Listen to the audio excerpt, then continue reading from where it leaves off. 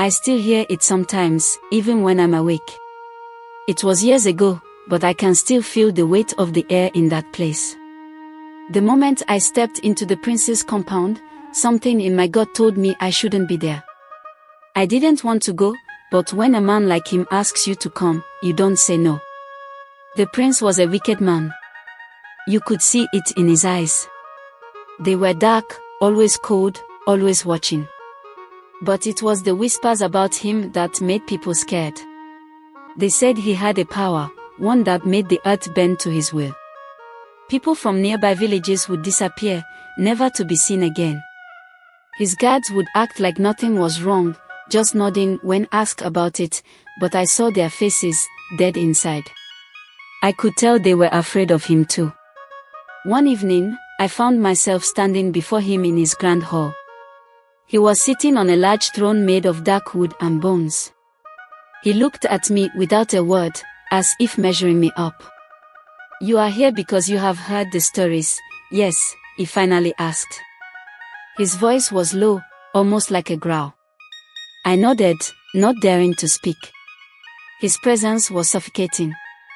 I just wanted to leave, but I couldn't. Something told me I had to stay, at least for a little while. "Good," he said, standing. "Then you must understand the price of knowing too much." That's when it started. The whispers. Soft at first, like the wind, but then louder, like voices calling from the walls. The temperature dropped so fast that I could see my breath. I looked around, but no one else was there. The prince laughed. "Do you hear them? They are my guests," he said with a twisted grin. "I have kept them trapped for many years."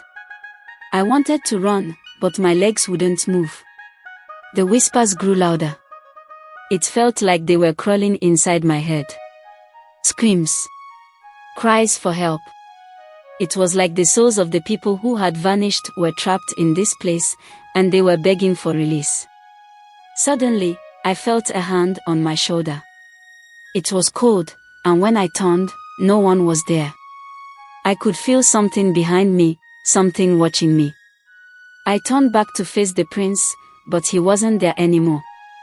Just the empty throne, and the whispers that never stopped. Then the voice in my head, his voice. "Do you want to leave?" I nodded, my heart pounding. "Then listen closely," he said, his voice echoing in my mind. "Do not speak of this. Ever."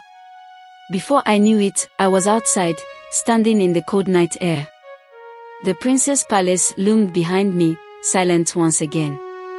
The whispers were gone, but they still echoed in my mind. I didn't speak a word to anyone. Not a soul. I left that place and never went back.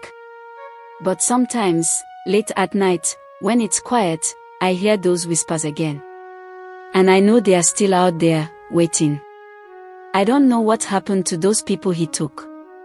I don't know if they are still there, trapped in that place.